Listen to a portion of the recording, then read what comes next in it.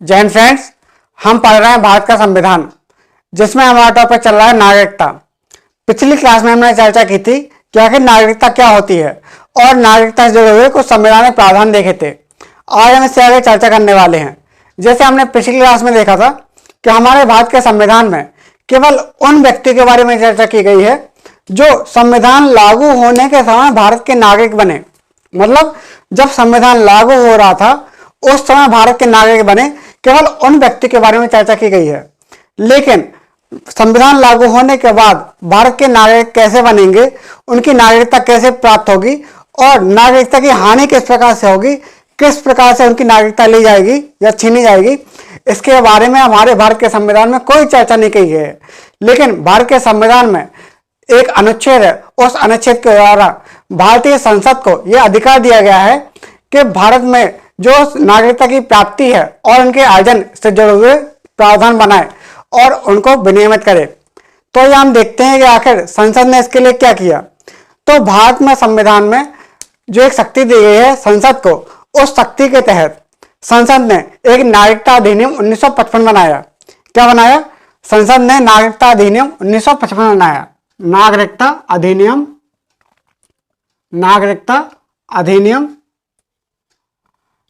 अधिनियम 1955। तो इस अधिनियम के तहत किसी नागरिक की नागरिकता किस प्रकार से छीनी जाएगी या किसको किस प्रकार से नागरिकता दी जाएगी, यहाँ पर इस प्रकार के प्रावधान है और इसमें कुछ समय समय पर संशोधन भी होते रहे। जैसे अगर देखा जाए तो इसमें 1986 के बाद 2003, 5, 15 कैसे 1986, 2003, 2005, 2015 और 2019। तो इसमें क्या है, समय समय पर संशोधन भी होते रहे। तो इसमें क्या है, यह चर्चा की गई है कि किसी नागरिक को, किसी व्यक्ति को नागरिकता कैसे मिलेगी और किसी नागरिक की नागरिकता किस प्रकार से छीनी जाएगी। तो यहाँ पर कुछ 5 प्रकार बताए गए हैं नागरिकता अधिनियम। इसमें क्या है, 5 प्रकार बताए गए हैं कि किसी व्यक्ति को किस प्रकार से नागरिकता मिलेगी। इसी प्रकार से इसमें 5 प्रकार बताए गए हैं। सबसे पहले इसमें क्या है, जन्म के आधार पर नागरिकता किस प्रकार से प्राप्त होगी, यहां पर चर्चा की गई है। सबसे पहले क्या है, जन्म के आधार पर नागरिकता। यहां पर क्या है, जन्म के आधार पर नागरिकता। पहला क्या है, जन्म के आधार पर, जन्म के आधार पर, पहला जन्म के आधार पर। दूसरा यहां पर क्या है, वंशानुगत आधार पर, मतलब वंश के आधार पर। पहला जन्म के आधार पर, यह क्या है, भारत के अंदर जिसका जन्म हुआ हो, भारत के अंदर, ठीक है, जो क्या है भारत के अंदर। और लेकिन अगर किसी व्यक्ति का जन्म भारत से बाहर हुआ हो, उसके लिए क्या है, वंश के आधार पर, वंश के आधार पर, वंश के आधार पर। अगर मान लो किसी व्यक्ति का जन्म भारत से बाहर हुआ हो तो उसको किस प्रकार से नागरिकता मिलेगी, भारत से बाहर, ठीक है, भारत से बाहर जन्म। और यहां पे क्या है, जन्म के आधार पर भारत से अंदर, और यहां पर क्या है, वंश के आधार पर भारत से बाहर जन्म हुआ हो। फिर यहां पर हम देख रहे हैं तीसरा, पंजीकरण के आधार पर। तीसरा कौन सा है, पंजीकरण के आधार पर, पंजीकरण या फिर रजिस्ट्रेशन के आधार पर, पंजीकरण या रजिस्ट्रेशन के आधार पर। चौथा यहां पर प्राकृतिक आधार पर, यानी प्राकृतिक आधार पर हम देखें तो बाय नेचुरलाइजेशन। तो यहां पर जैसे देशीकरण के आधार पर, जैसे चौथा क्या है, देशीकरण के आधार पर, देशीकरण के आधार पर, देशीकरण या प्राकृतिक आधार पर, प्राकृतिक आधार पर यानी नेचुरलाइजेशन। और 5वां होता है अर्जन द्वारा, मतलब किसी का अधिग्रहण किया गया हो, अर्जन या अधिग्रहण के द्वारा। 5वां कौन सा, अर्जन के द्वारा, अर्जन या अधिग्रहण, अधिग्रहण के द्वारा, ठीक है। तो इस प्रकार से इसमें क्या है, 5 इसमें आधार दिए गए हैं जिसमें बताया गया है कि किसी को नागरिकता किस प्रकार से मिलेगी। तो यहाँ पर 5 प्रकार बताए गए हैं। तो सबसे पहले हम चर्चा करेंगे जन्म के आधार पर नागरिकता किस प्रकार से प्राप्त होगी। तो यहाँ पर हम पहले हेडिंग डाल लीजिए, यहाँ पर थोड़ा लिख लीजिए 5 आधार। वैसे लिख लीजिए, 5 आधार लिख लीजिए, या फिर इसको लिखिए नागरिकता अधिनियम 1955 है, उसमें लिख लीजिए नागरिकता अधिनियम 1955, जिसमें 1986 नागरिकता अधिनियम 1955, जिसमें 1986, 2003, 2005 कमा लगाते रहे ना, 2015 और 2019 इसमें संशोधन भी होते रहे, जिसमें 1986, 2003, 2005, 2015 और 2019 में संशोधन किए गए, जो नागरिकता का निर्धारण करते हैं, जो नागरिकता का निर्धारण करते हैं। ठीक है, अब यहां पर अगर हम देखा जाए तो यहां पर पहला इसमें है 5 आधार, तो 5 आधार लिख लीजिए, जैसे जन्म के आधार पर नागरिकता, वंश के आधार पर नागरिकता, पंजीकरण के आधार पर नागरिकता, देशीकरण या प्राकृतिक आधार पर नागरिकता किस प्रकार से प्राप्त होगी, और अर्जन के द्वारा या अधिग्रहण के द्वारा किसी को नागरिकता किस प्रकार से प्राप्त होगी। तो यहां पर हम 5 आधार लिख लेंगे। ठीक है, अब इसके बाद हम अगर हेडिंग डालते हैं, पहला जन्म के आधार पर नागरिकता, हेडिंग डाल लीजिए जन्म के आधार पर नागरिकता, तो हेडिंग डाल लीजिए जन्म के आधार पर नागरिकता। ठीक है, तो यहां पर हेडिंग डालेंगे जन्म के आधार पर नागरिकता। अब ये किस प्रकार से प्राप्त होगी, हम इस पर चर्चा करते हैं कि किसी व्यक्ति को जन्म के आधार पर किस प्रकार से नागरिकता प्राप्त होगी, तो हम वो देख लेते हैं। यदि किसी व्यक्ति का जन्म, यहां पर क्या है, किसी का जन्म भारत के अंदर हुआ है, मतलब जन्म के आधार पर नागरिकता देखें तो बाई बर्थ, पहला क्या है, जन्म के आधार पर, पहला है जन्म के आधार पर, जन्म के आधार पर, जन्म के आधार पर। यहां पर क्या, सबसे पहले खास बात कि जन्म कहां हुआ हो, भारत के अंदर हुआ हो। यहां पर जन्म भारत के अंदर, जन्म भारत के अंदर, भारत के अंदर, जन्म कहां पर हुआ हो, भारत के अंदर हो, यहां पर भारत का जन्म हुआ हो। ठीक है, और दूसरी बात यहां पर क्या है कि अगर सबसे पहले यह क्या है, जन्म के आधार पर, मतलब बाय बर्थ, बाय बर्थ। ठीक है, तो बाय बर्थ, तो यहां पर अगर देखा जाए तो यहां पर कुछ प्रावधान दिए गए हैं कि सबसे पहले तो यहां पर खास बात वो याद रखना है कि यहां पर सबसे पहले कि भारत का, यहां पर व्यक्ति का जन्म भारत के अंदर हुआ हो। ठीक है, और यहां पर कुछ 3 प्रावधान दिए गए हैं। सबसे पहले यहां पर कहा गया है कि यदि व्यक्ति का जन्म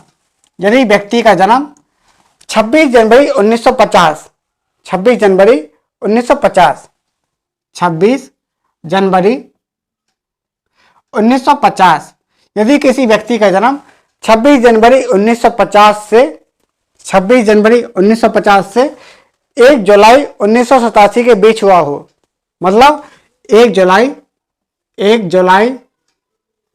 1987 के बीच में हुआ हो। यदि किसी व्यक्ति का जन्म 26 जनवरी 1950 से 1 जुलाई 1987 के पहले हुआ हो, मतलब कब, 1 जुलाई 1987 मतलब 30 जून 1987, यदि 30 जून 1987 तक हो गया हो तो उसको नागरिकता दी जाएगी। यदि उसके माता पिता की नागरिकता किसी भी कहाँ की भी हो, मतलब किसी भी देश की नागरिकता हो, लेकिन अगर व्यक्ति का जन्म इस समय पीरियड में 26 जनवरी 1950 से 1 जुलाई 1987 के बीच में होता है भारत में, तो उसको नागरिकता दी जाएगी, भले ही उसके माता पिता की नागरिकता कुछ भी हो, चाहे वो कहीं के भी नागरिक हो, उनको भारत में नागरिकता दी जाएगी। तो यहाँ पर पहला प्रावधान था।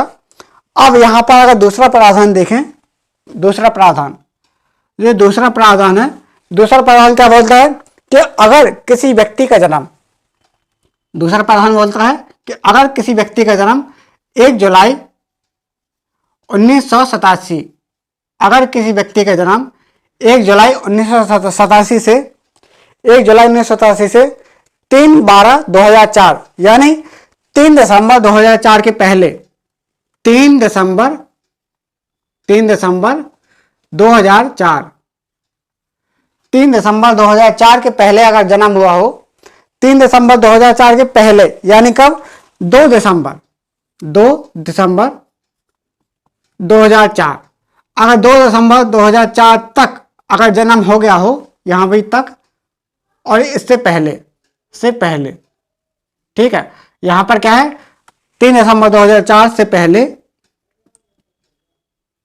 पहले या 2 दिसंबर 2004 तक अगर किसी व्यक्ति का जन्म भारत में हुआ है तो यहां पर एक खास बात रखनी है कि अगर इनके बीच में अगर जन्म हुआ है तो वही व्यक्ति यहां पर नागरिक होगा जो यदि जन्म के समय माता पिता में से कोई एक भारत का नागरिक हो। यहां पर क्या होगा कि अगर किसी व्यक्ति का जन्म इस समय पीरियड में, इस समय काल में अगर होता है तो भारत का नागरिक कहा जाएगा यदि जन्म के समय माता पिता में से कोई एक, माता या पिता इनमें से कोई एक यहां पर भारत का नागरिक हो। यदि जन्म के समय माता पिता में से कोई एक भारत का नागरिक,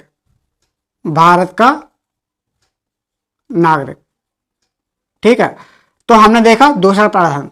अब तीसरा प्रावधान हम देख रहे हैं।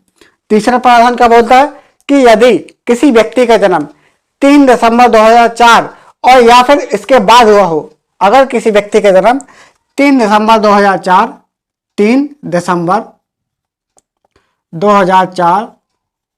या इसके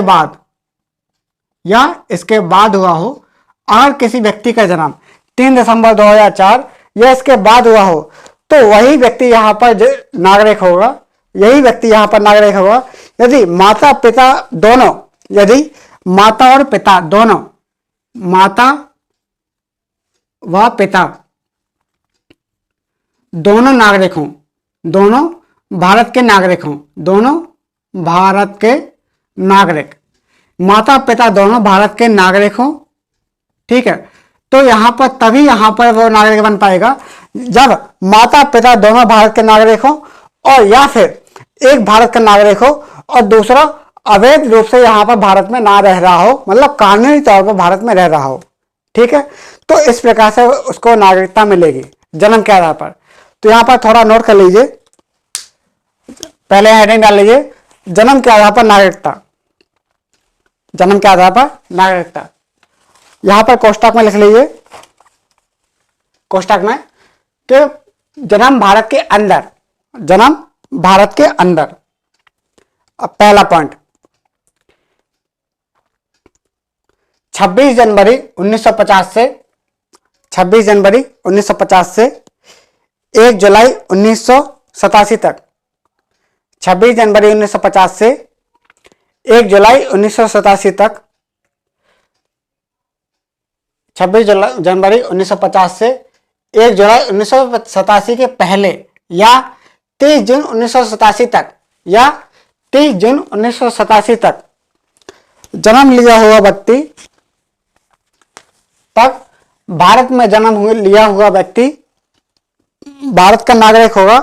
भले ही भारत में जन्म लिया हुआ व्यक्ति भारत का नागरिक होगा, भले ही उसके माता पिता की नागरिकता कुछ भी हो, भले ही उसके माता पिता की नागरिकता कुछ भी हो। 26 जनवरी 1950 से 1 जुलाई 1987 के पहले या फिर 30 जून 1987 तक जन्म लिया हुआ व्यक्ति भारत का नागरिक होगा, भले ही उसके माता पिता की नागरिकता कुछ भी हो।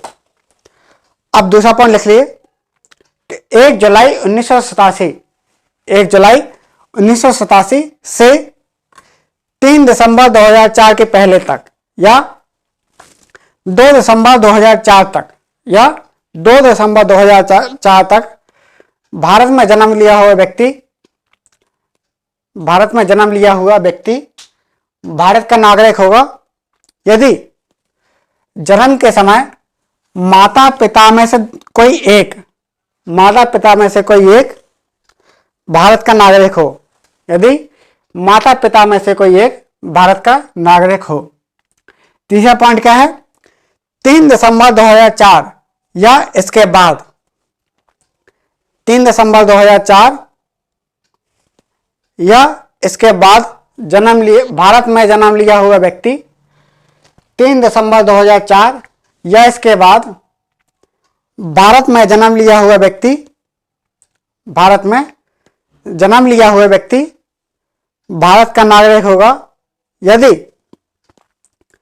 माता पिता दोनों यदि माता पिता दोनों भारत के नागरिक हों, यदि माता पिता दोनों भारत के नागरिक हों, या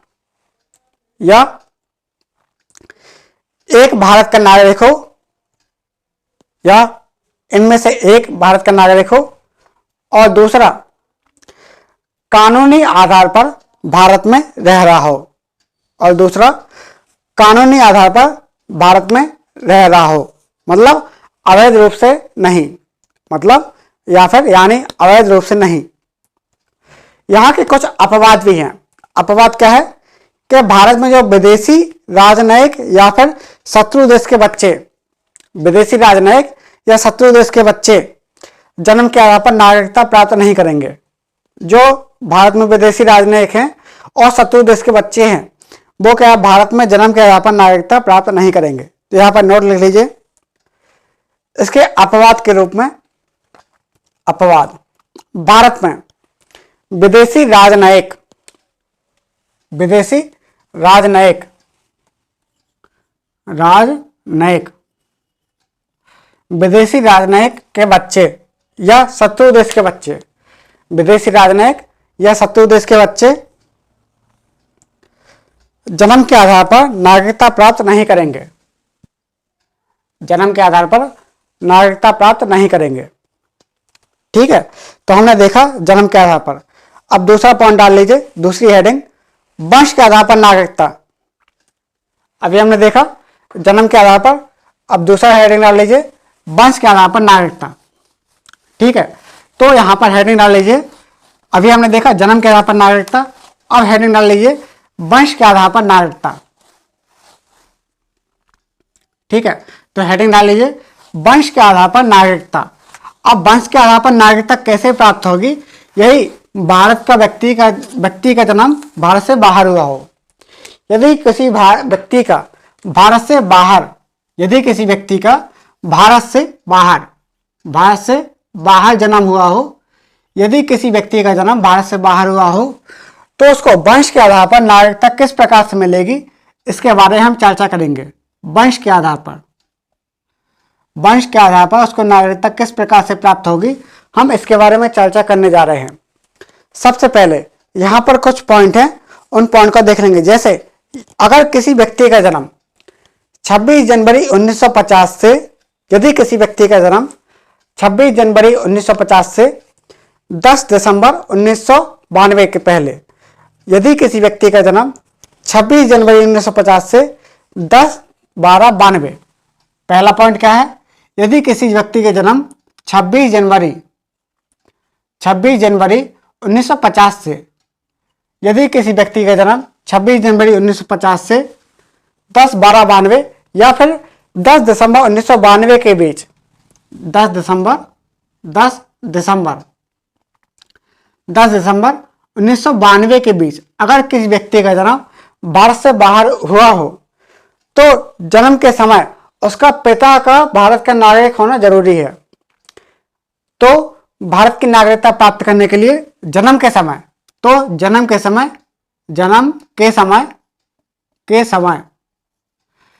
पिता का, यहां पर क्या है, पिता भारत का नागरिक हो, तभी उसको वो उसकी नागरिकता मिलेगी, तभी उसको भारत की नागरिकता मिलेगी। यदि जन्म के समय पिता भारत का नागरिक हो, भारत का नागरिक,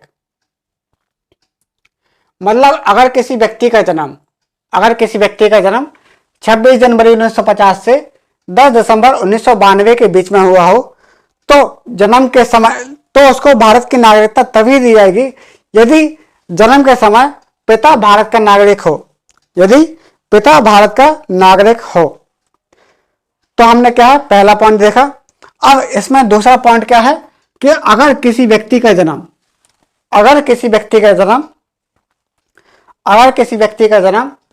10 दिसंबर 1992, 10 दिसंबर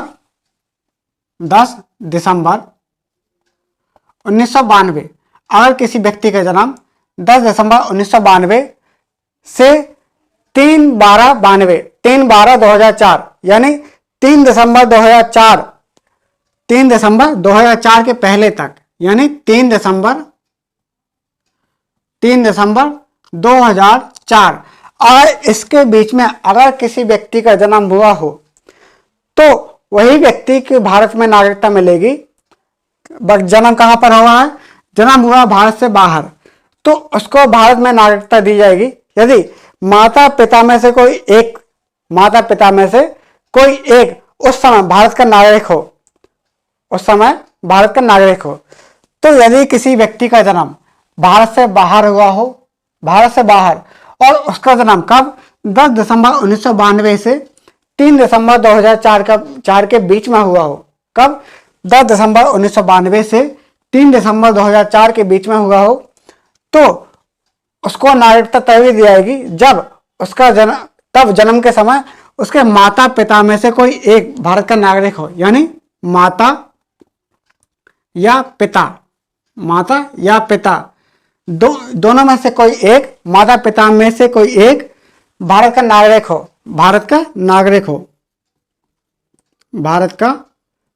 हो। ठीक है, तो क्या है, उसको नागरिकता दी जाएगी वंश के आधार पर। लेकिन अगर तीसरा पॉइंट देखें तो यहां पर क्या है? तीसरा पॉइंट कि 3 दिसंबर 2004, तीसरा पॉइंट क्या है? 3 दिसंबर 2004 या इसके बाद, 3 दिसंबर 2004 या इसके बाद यदि किसी व्यक्ति का जन्म होता है बाहर से बाहर। कब? भारत से बाहर अगर किसी व्यक्ति का जन्म होता है इस टाइम पीरियड में 3 दिसंबर 2004 या इसके बाद अगर किसी व्यक्ति का जन्म भारत से बाहर होता है तो उसको केवल इस आधार पर नागरिकता नहीं दी जाएगी कि उसके माता पिता नागरिक है या नहीं, बल्कि एक साल के अंदर भारतीय दूतावास में उसके जन्म के पहले, उसके जन्म के एक साल के अंदर भारतीय दूतावास में उसके नागरिकता के लिए यहां पर आवेदन करना पड़ेगा। मतलब क्या है? 3 दिसंबर 2004 या इसके बाद अगर किसी व्यक्ति का जन्म भारत से बाहर होता है, कब? भारत से बाहर होता है तो एक वर्ष के भीतर, भारत से बाहर होता है तो एक वर्ष के भीतर, एक वर्ष के अंदर जो वाणिज्यिक दूतावास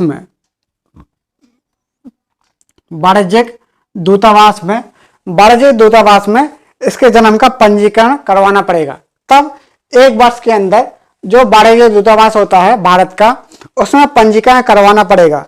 और यदि इससे अगर थोड़ी लेट भी हो गए, एक वर्ष के बाद, अगर मान लो एक वर्ष के बाद अगर हम एक वर्ष तक उसमें पंजीकरण नहीं करवा पाए तो भारत सरकार को ये बताना पड़ेगा कि हम लेट क्यों हो गए, मतलब हमें कारण बताना पड़ेगा।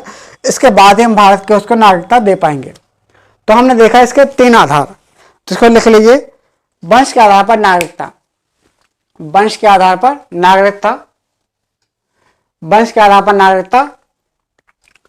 कोष्टक में लिख लीजिए। जन्म भारत से बाहर, जन्म कहां हुआ हो? भारत से बाहर। पहला पॉइंट 26 जनवरी 1950 से 10 दिसंबर 1992 के बीच, 26 जनवरी 1950 से 10 दिसंबर 1992 के बीच यदि किसी व्यक्ति का जन्म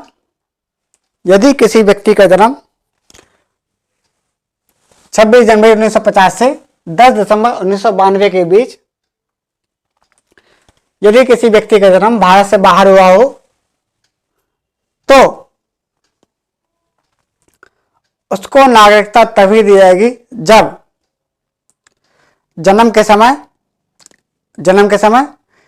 पिता भारत का नागरिक हो। जन्म के समय पिता भारत का नागरिक हो। दूसरा पॉइंट लिख लीजिए इसी में कि 10 दिसंबर 1992 से 3 दिसंबर 2004 के बीच, 10 दिसंबर 1992 से 3 दिसंबर 2004 के बीच जन्म लिया हुआ व्यक्ति भारत का नागरिक होगा। जन्म कहां पे? भारत से बाहर हो रहा हो, तो जन्म लिया हुआ व्यक्ति भारत का नागरिक होगा यदि जन्म के समय माता पिता में से कोई एक भारत का नागरिक हो। यदि जन्म के समय माता पिता में से कोई एक भारत का नागरिक हो। जन्म के समय माता पिता में से कोई एक भारत का नागरिक हो। अब तीसरा लिख लीजिए कि 3 दिसंबर 2004 या इसके बाद, 3 दिसंबर 2004 या इसके बाद यदि किसी व्यक्ति का जन्म भारत से बाहर होता है, यदि किसी व्यक्ति का जन्म भारत से बाहर होता है तो उसे वंशानुगत आधार पर नागरिकता प्राप्त नहीं होगी। तो वंशानुगत आधार पर उसे नागरिकता प्राप्त नहीं होगी। यदि उसके माता पिता ने एक वर्ष के भीतर, यदि उसके माता पिता ने एक वर्ष के भीतर उसके जन्म का पंजीकरण ना करवा लिया हो। कहां पर? भारतीय दूतावास में। एक वर्ष के भीतर भारत के वाणिज्यिक दूतावास में पंजीकरण ना करवा लिया हो, यानी रजिस्ट्रेशन ना करवा लिया हो। ऐसी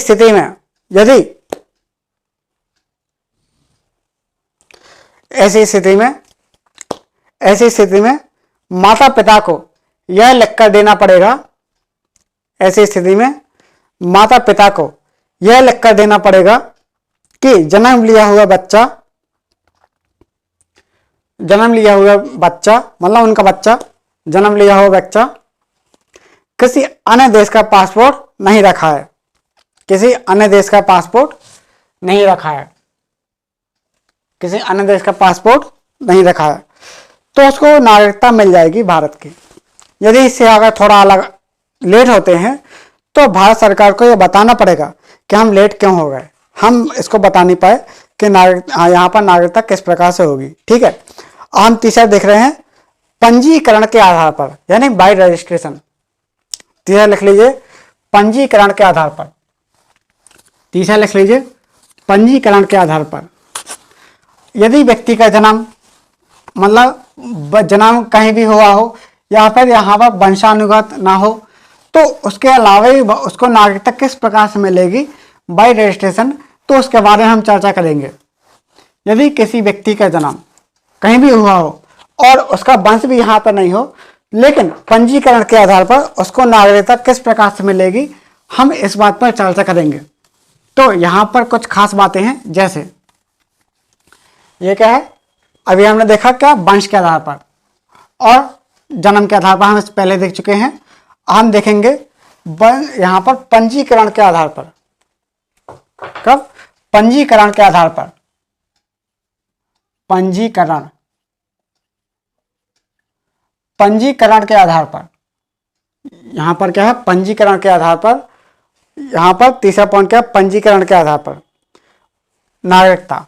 ठीक है, अब नागरिकता अगर हम देखेंगे पंजीकरण के आधार पर, तो यदि किसी व्यक्ति, अगर कोई भारतीय मूल का व्यक्ति है 7 वर्ष से, यदि कोई भारतीय मूल का व्यक्ति है और 7 वर्ष से भारत में कानूनी तरीके से भारत में रह रहा हो, मतलब पहला पॉइंट क्या है, यदि कोई व्यक्ति 7 वर्ष से यानी 7 साल से कानूनी आधार पर, कहां पर? कानूनी आधार पर भारत में, यानी वैध तरीके से, कहां पर? वैध तरीके से भारत में रह रहा हो, वैध तरीके से भारत में रह रहा हो, तो प्रार्थना पत्र देकर भारत की नागरिकता प्राप्त कर सकता है। तो प्रार्थना पत्र देकर भारत की नागरिकता प्राप्त कर सकता है। यदि कोई भारतीय मूल का व्यक्ति है, मतलब यदि कोई भारतीय मूल का व्यक्ति है और 7 वर्ष से भारत में रह रहा है, मतलब 7 साल से कानूनी तौर पर, अवैध रूप से नहीं, कानूनी तौर पर वैध तरीके से भारत में रह रहा है, तो उसे प्रार्थना पत्र देकर, यानी पंजीकरण के आधार पर, प्रार्थना पत्र देकर पंजीकरण के आधार पर भारत की नागरिकता प्राप्त कर सकता है। तो पंजीकरण के आधार पर भारत की नागरिकता प्राप्त कर सकता है। यदि अब हम दूसरा पॉइंट देखें कि यदि उसने किसी भारतीय नागरिक से विवाह किया है, यदि किसी व्यक्ति ने भारतीय नागरिक से शादी की है, भारतीय नागरिक से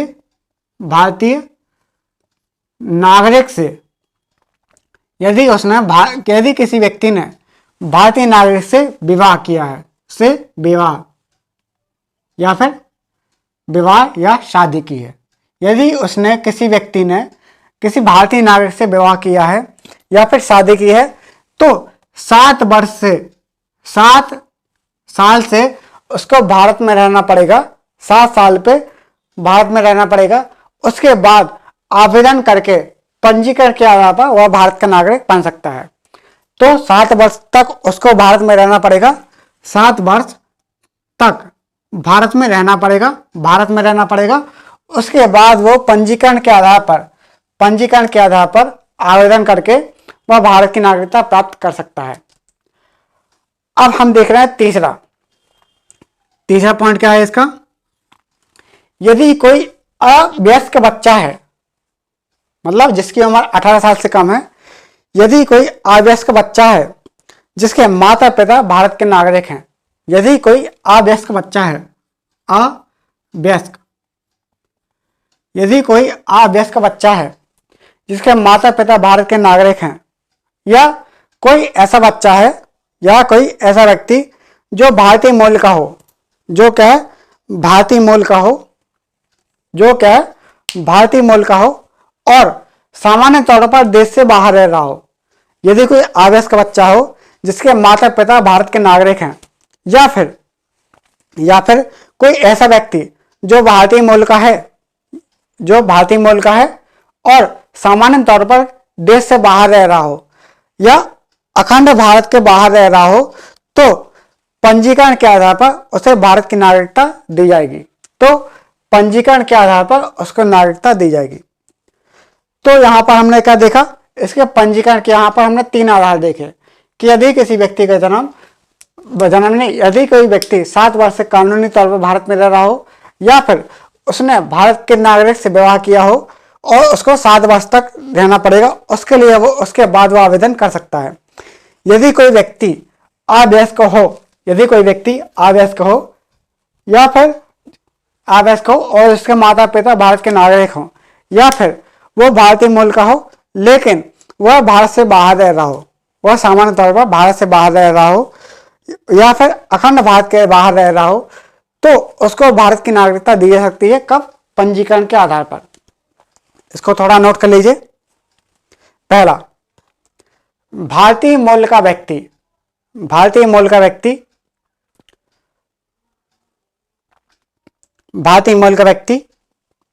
7 वर्ष से, कब?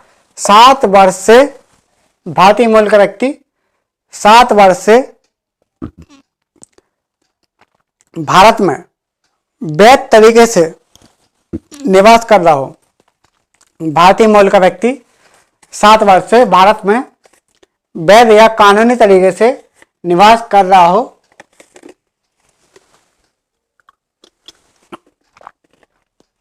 भारतीय मूल का व्यक्ति 7 वर्ष से भारत में वैध तरीके से या कानूनी आधार पर भारत में निवास कर रहा हो, तो प्रार्थना पत्र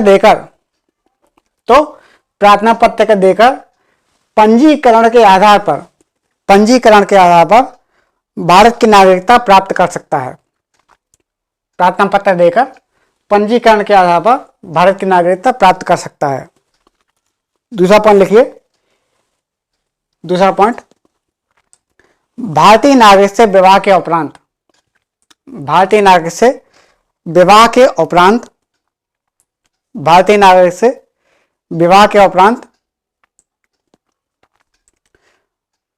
भारत आया हो।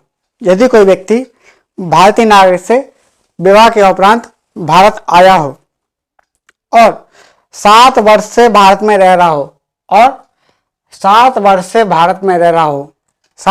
भारत में निवास कर रहा हो, तो 7 वर्ष के बाद आवेदन देने पर उसको भारत की नागरिकता दी जा सकती है, भारत की नागरिकता दी जा सकती है। ठीक है, पहला हुआ, दूसरा हुआ। अब देख रहे हैं तीसरा कारण। तीसरा हम इसका देख रहे हैं, तीसरी बात, जैसे अगर कोई अवयस्क बच्चा हो, अवयस्क, यदि कोई अवयस्क बच्चा या बच्ची, यदि कोई अवयस्क बच्चा या बच्ची जिसके माता पिता भारत के नागरिक हों, जिसके माता पिता भारत के नागरिक हों, यदि कोई अवयस्क बच्चा या बच्ची जिसके माता पिता भारत के नागरिक हों, या कोई ऐसा व्यक्ति, या कोई ऐसा व्यक्ति जो भारतीय मूल का हो, या कोई ऐसा व्यक्ति जो भारतीय मूल का हो और सामान्य तौर पर भारत से बाहर निवास करता हो, और सामान्य तौर पर भारत से बाहर निवास कर रहा हो, या अखंड भारत के बाहर रह रहा हो, या अखंड भारत के बाहर रह रहा हो, तो पंजीकरण के आधार पर, पंजीकरण यानी रजिस्ट्रेशन के आधार पर उसे भारत की नागरिकता दी जा सकती है। तो पंजीकरण के आधार पर उसको भारत की नागरिकता दी जा सकती है। अब तीसरा है देशीकरण के आधार पर, बाय नेचुरलाइजेशन, यानी प्राकृतिक आधार पर। अगला क्या है? देशीकरण के आधार पर। अगला पॉइंट है हमारे पास देशीकरण के आधार पर, यानी प्राकृतिक आधार पर, बाय नेचुरलाइजेशन। ठीक है, प्राकृतिक आधार पर नागरिकता। और ये किस प्रकार से मिलेगी, आइए हम देखते हैं। जैसे देशीकरण के आधार पर, देशीकरण के आधार पर या प्राकृतिक आधार पर, क्या? प्राकृतिक आधार पर, प्राकृतिक आधार पर या फिर देशीकरण के आधार पर नागरिकता, नागरिकता, प्राकृतिक आधार पर नागरिकता। अगर मान लो कोई व्यक्ति देशीकरण के आधार पर या प्राकृतिक आधार पर नागरिकता प्राप्त करना चाहता है तो उसको कैसे मिलेगी? जैसे अगर कोई व्यक्ति है भारत की भाषा, संस्कृति, यहाँ की भारत की सभ्यता आदि को जान रहा है, यहाँ की भारत की भाषा, संस्कृति आदि को समझ रहा है, और यहाँ पर यदि कोई व्यक्ति भारत के संविधान के प्रति सच्ची श्रद्धा रखता है तो उसको प्राकृतिक आधार पर यानी यहाँ पर देशीकरण के आधार पर उसको भारत की नागरिकता दी जा सकती है। तो उसको प्राकृतिक आधार पर उसको नागरिकता दी जा सकती है। यदि कोई व्यक्ति भारतीय भाषाओं का ज्ञान रख रहा हो या भारत की संस्कृति, सभ्यता आदि को समझ रहा हो, यहाँ पर उसको अपना रहा हो, भारत में रहने की इच्छा रख रहा हो, या फिर संविधान के प्रति सच्ची श्रद्धा निष्ठा रख रहा हो, तो उसको प्राकृतिक आधार पर नागरिकता दी जा सकती है। तो उसको प्राकृतिक आधार पर नागरिकता दी जा सकती है, नागरिकता प्रमाण पत्र जारी करके, नागरिकता प्रमाण पत्र जारी करके। इसकी कुछ शर्तें हैं। शर्तें कौन कौन सी हैं? पहला, यदि कोई व्यक्ति कानूनी आधार पर भारत में रह रहा हो, यदि कोई व्यक्ति कानूनी आधार पर भारत में रह रहा हो और दूसरे देश की नागरिकता त्याग दी हो। यदि कोई व्यक्ति, पहला पॉइंट क्या है कि यदि कोई व्यक्ति कानूनी तौर पर यानी वैध तरीके से भारत में रह रहा हो, कानूनी तौर से भारत में रह रहा हो, भारत में निवास कर रहा हो या भारत में रह रहा हो, और किसी दूसरे देश की जहां से वो नागरिक है वहां की नागरिकता त्याग दी हो, दूसरे देश की नागरिकता त्याग दी हो, दूसरे देश की नागरिकता त्याग दी हो, तो उसको प्राकृतिक आधार पर नागरिकता दी जा सकती है। तो उसको प्राकृतिक आधार पर नागरिकता दी जा सकती है। दूसरा पॉइंट क्या है इसका? दूसरा पॉइंट है कि यदि कोई व्यक्ति भारत सरकार की सेवा में हो, यदि कोई व्यक्ति भारत सरकार की सेवा में हो और भारत में रह रहा हो, यदि कोई व्यक्ति भारत सरकार की सेवा में हो और भारत में रह रहा हो, तो जब वो नागरिकता के लिए आवेदन करेगा, तो आवेदन देने के 1 साल के बाद ऑर्डिनरी रूप से यहां पर रेजिडेंट हो, यहां पर क्या ऑर्डिनरी रेजिडेंट हो, और 1 वर्ष के बाद 14 साल के अंदर 12 साल तक, यहां पर 11 साल तक भारत में रह रहा हो, तो उसको नागरिकता दी जा सकती है प्राकृतिक आधार पर। मतलब क्या है कि यदि कोई व्यक्ति भारत सरकार की सेवा में हो, यदि कोई व्यक्ति भारत सरकार की सेवा में हो, क्या है, यदि कोई व्यक्ति भारत सरकार की सेवा में, भारत सरकार की सेवा में हो, भारत सरकार की सेवा में हो, और 11 वर्ष से और 11 साल से 11 साल से भारत में निवास कर रहा हो। लेकिन 11 साल कैसे? जब उसने भारत में रहने के लिए नागरिकता के लिए आवेदन किया, नागरिकता के लिए आवेदन करने, नागरिकता के लिए उसने आवेदन किया, आवेदन करने के बाद 1 साल तक उसको ऑर्डिनरी रूप से उसे भारत में रेजिडेंट होना पड़ेगा, ऑर्डिनरी रूप से उसको भारत में रेजिडेंट होना पड़ेगा। और उसके बाद 14 साल में कम से कम मतलब यहां पर क्या लगातार भारत में रहना पड़ेगा, लगातार भारत में रहना पड़ेगा। और उसके बाद 1 साल के बाद 14 साल में कम से कम 1 साल के बाद उसके बाद 14 साल में कम से कम 11 साल उसे भारत में रहना पड़ेगा, कम से कम उसे 11 साल रहना पड़ेगा। कब? 14 साल में से 11 साल यहाँ पर भारत में रहना पड़ेगा, तो उसको नागरिकता दी जा सकती है, यहाँ पर इसको थोड़ा नोट कर लीजिए क्योंकि वह थोड़ा जटिल है। यदि कोई व्यक्ति, पहला पॉइंट, यदि कोई व्यक्ति कानूनी आधार पर, यहां पर देशीकरण के आधार पर क्या है, देशीकरण का, हाँ प्राकृतिक आधार पर, यही था, हाँ प्राकृतिक आधार पर यही था, हेडिंग डाल लीजिए, प्राकृतिक आधार पर यदि कोई व्यक्ति, इसमें लिखिए थोड़ा, यदि कोई व्यक्ति भारत की सभ्यता, संस्कृति, भारत की सभ्यता, संस्कृति, भाषा आदि का ज्ञान रख रहा हो, यदि कोई व्यक्ति भारत की भाषा, संस्कृति, सभ्यता आदि का ज्ञान रख रहा हो, संविधान को स्वीकार कर रहा हो, या संविधान के प्रति श्रद्धा या निष्ठा रख रहा हो, तो नागरिकता प्रमाण पत्र जारी करके उसे नागरिकता दी जा सकती है। तो नागरिकता प्रमाण पत्र जारी करके उसको नागरिकता दी जा सकती है।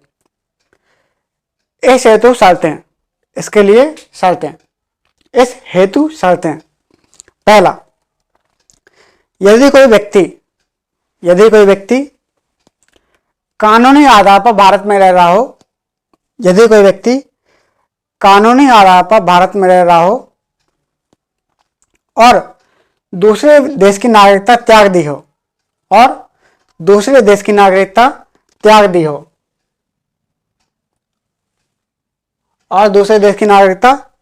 हो।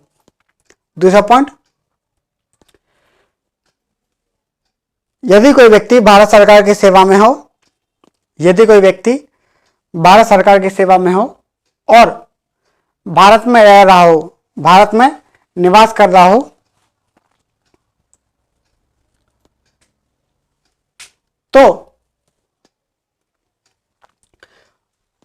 तो 1 साल तक ऑर्डिनरी रेजिडेंट यानी लगातार भारत में निवास करे, 1 साल तक ऑर्डिनरी रेजिडेंट यानी लगातार भारत में निवास करे, और 1 साल के बाद 14 साल में कम से कम 1 साल के बाद 14 साल में कम से कम 11 साल भारत में निवास करे, एक साल में कम से कम 11 साल, 14 साल में कम से कम 11 साल भारत में निवास करे तो उसे प्राकृतिक आधार पर आवेदन करके, प्राकृतिक आधार पर नागरिकता प्रमाण पत्र जारी करके उसको नागरिकता दी जा सकती है। अब तीसरा पॉइंट लिखिए।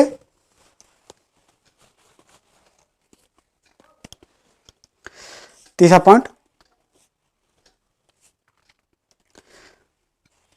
भारत सरकार की नज़र में, भारत सरकार की नज़र में यदि कोई व्यक्ति, भारत सरकार की नज़र में यदि कोई व्यक्ति अच्छे चरित्र का हो, भारत सरकार की नज़र में अगर कोई व्यक्ति अच्छे चरित्र का हो, मतलब गुड कैरेक्टर, अच्छे चरित्र का हो, यदि भारत सरकार की नज़र में यदि कोई व्यक्ति अच्छे चरित्र का हो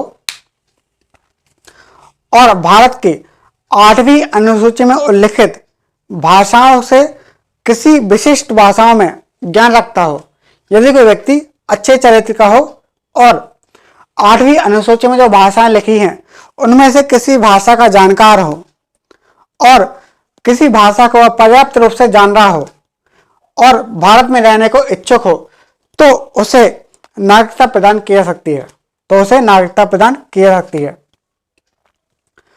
इसके अलावा यदि कोई ऐसा देश से संबंधित है, अगर मान लो इन सब शर्तों के अलावा अगर वो कोई व्यक्ति ऐसे देश से संबंधित है जहां पर भारतीय नागरिक प्राकृतिक रूप से नागरिक नहीं बन सकते हैं, यदि कोई व्यक्ति ऐसे देश से संबंधित है जहां पर भारतीय नागरिक को प्राकृतिक आधार पर नागरिकता नहीं दी जा रही है, तो वहां पर ऐसे देश के लोगों को प्राकृतिक आधार पर नागरिकता नहीं मिलेगी, तो ऐसे देश के लोगों को प्राकृतिक आधार पर नागरिकता नहीं मिलेगी। और अगर कोई व्यक्ति इन सब शर्तों के अलावा, अगर कोई विशिष्ट ज्ञान रखता है, विशिष्ट सेवा से है, अगर मान लो किसी दर्शन से है, अगर मान लो किसी खास उन्नति के लिए, कोई विशेष सेवा के लिए, अगर विश्व शांति से संबंधित है, तो उसको भारत में नागरिकता दी जा सकती है, तो उसे भारत की नागरिकता दी सकती है। यदि कोई व्यक्ति विज्ञान से संबंधित हो, या फिर शांति, या फिर नागरिक सेवा, यदि कोई नागरिक सेवा से संबंधित हो, विज्ञान से हो, शांति से हो, नागरिक सेवा से हो, या फिर कोई व्यक्ति दर्शन से संबंधित हो, यानी फिलोसफर हो, तो उसको भारत में नागरिकता दी जा सकती है, इन सभी शर्तों के अलावा उसको नागरिकता दे सकती है। अगर वो इन शर्तों को पूरी नहीं भी करता हो तो भी उसको नागरिकता दे सकती है, यदि वह शांति, विज्ञान, कला, या फिर कला, यहाँ पे लिख लीजिए कला, शांति, नागरिक सेवा, दर्शन आदि का बहुत अच्छा ज्ञाता हो, तो उसको नागरिकता दी जा सकती है। तो यहाँ पे लिखिए चौथा पॉइंट। तीसरा पॉइंट लिखिए कि भारत सरकार की नज़र में यदि कोई व्यक्ति अच्छे चरित्र का हो और भारतीय संविधान में उल्लिखित 8वीं अनुसूची में दी गई भाषाओं का अच्छा ज्ञान रखता हो, 8वीं अनुसूची में दी गई भाषाओं में से किसी एक भाषा का भी अच्छे से ज्ञान रखता हो, 8वीं अनुसूची में उल्लिखित भाषाओं में से किसी एक भाषा का भी अच्छे से ज्ञान रखता हो और भारत में रहने का इच्छुक हो, तो उसे नागरिकता प्रदान की जा सकती है। चौथा लिख लीजिए, यदि कोई व्यक्ति ऐसे देश से संबंधित है,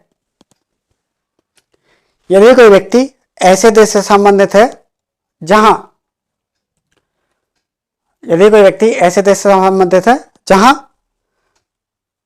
भारतीय नागरिक प्राकृतिक रूप से नागरिक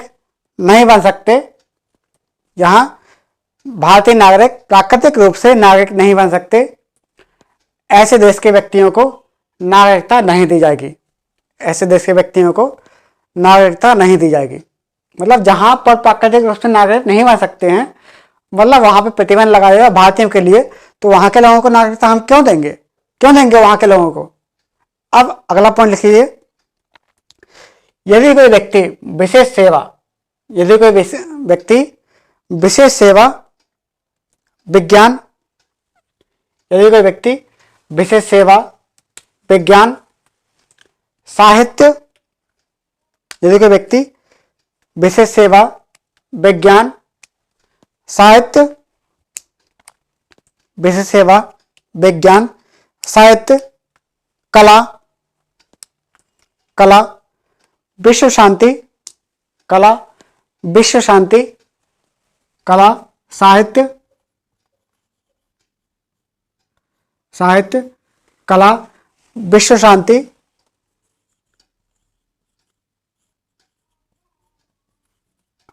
विश्व शांति, कौन कौन से चलते हैं, ये व्यक्ति विज्ञान से है, शांति से है, नागरिक सेवा से है, दर्शन, कला, साहित्य, यहाँ पर विश्व शांति या मानव उन्नति से संबंधित है। तो इन सब शर्तों का पूरा ना करने के बावजूद भी, तो इन सब शर्तों की पूरा ना करने के बावजूद भी उसको भारत की नागरिकता दी जा सकती है। तो उसको भारत की नागरिकता दी जा सकती है। यहां पर हमने आपको एक चीज बताया कि उसको नागरिकता दी जा सकती है, दी जा सकती है, दी जा सकती है। मतलब यहां पर हमने क्या किया, शक्ति है लिखा, मतलब ये संसद के विवेक पर है, शक्ति है, मतलब ये भारत के सरकार के विवेक पर है कि उसको नागरिकता देनी है या नहीं देनी है। मतलब क्या है, ये उसके विवेक पर है कि उसको नागरिकता देनी है या नहीं देनी है। अब लिखिए, अर्जन के द्वारा नागरिकता। अब अगला पॉइंट लिखिए, अर्जन के द्वारा नागरिकता। हमने देखा प्राकृतिक आधार पर, अब लिखिए अर्जन के द्वारा नागरिकता। पांचवा पॉइंट लिखिए, अर्जन के द्वारा नागरिकता। अब अर्जन के द्वारा यानी अधिग्रहण के द्वारा किस प्रकार से उसको नागरिकता दी जाएगी, ठीक है। तो पांचवा पॉइंट लिखिए, अर्जन के द्वारा, अर्जन के द्वारा नागरिकता, अर्जन के द्वारा नागरिकता। पांचवा पॉइंट, अर्जन के द्वारा, अर्जन के द्वारा नागरिकता, अर्जन के द्वारा नागरिकता। यदि कोई व्यक्ति यहां पर, यदि कोई भारत, यहां पर क्या है, भारत अगर किसी विदेशी भूमि का अधिग्रहण करता है, यदि भारत, यहां पर क्या है, भारत यदि किसी विदेशी भूमि का अधिग्रहण करता है या प्राप्त करता है या भारत में शामिल करता है, यदि कोई व्यक्ति किसी विदेशी भूमि अर्जित करता है, यदि कोई व्यक्ति, यदि यहाँ पर क्या है, यदि भारत किसी विदेशी भूमि का अर्जन करता है, यदि भारत किसी विदेशी भूमि का अर्जन, यदि भारत किसी विदेशी भूमि का अर्जन करता है, भूमि का अर्जन करता है, यदि भारत किसी विदेशी भूमि का अर्जन करता है या अधिग्रहण करता है, अधिग्रहण करता है या प्राप्त करता है, तो वहां के लोगों को स्वतः ही नागरिकता दी जाएगी। इसके लिए क्या, संसद विधि बनाकर उनके लोगों को स्वतः ही नागरिकता प्रदान कर देगी। वहां के यहाँ पे भारत की संसद यहाँ के लोगों को विधि बनाकर स्वतः ही नागरिकता प्रदान कर देगी, ठीक है। तो यहाँ पर लिख लीजिए, अर्जन के द्वारा, मतलब अगर भारत ने किसी विदेशी भूमि का अर्जन किया या फिर वहां पर कब्जा किया, अधिग्रहण किया या उसको प्राप्त कर लिया, तो वहां के लोगों को संसद विधि बनाकर नागरिकता स्वतः ही दे देगी। तो यहां पर लिख लीजिए, यदि कोई विदेशी भूमि भारत में अर्जित होती है, यदि कोई विदेशी भूमि भारत में अर्जित होती है या शामिल की जाती है, यदि कोई विदेशी भूमि भारत में अर्जित होती है या शामिल की जाती है, तो वहां रहने वाले लोगों को भारत में नागरिकता प्रदान की जाएगी। तो वहाँ रहने वाले लोगों को भारत की नागरिकता प्रदान की जाएगी। भारत की नागरिकता प्रदान की जाएगी विधि बनाकर। जो विधि कौन बनाएगी? संसद बनाएगी। तो हमने देखा कि नागरिकता अधिनियम 1955, नागरिकता अधिनियम 1955 देखा, उनमें क्या क्या चीजें हैं, उनमें क्या क्या प्रावधान है, वो देखा हमने। अब इसके आगे हम चर्चा करेंगे कल, कि मतलब हम चर्चा करेंगे कि नागरिकता जैसे मिल गई है, नागरिकता समाप्त किस प्रकार से हो जाएगी, हम इसके बारे में देखेंगे और कुछ और बातें जानेंगे जो प्रारंभिक परीक्षा के लिए थोड़ा इंपॉर्टेंट है, हम इनको भी जानेंगे। तो आज के लिए इतना ही, धन्यवाद।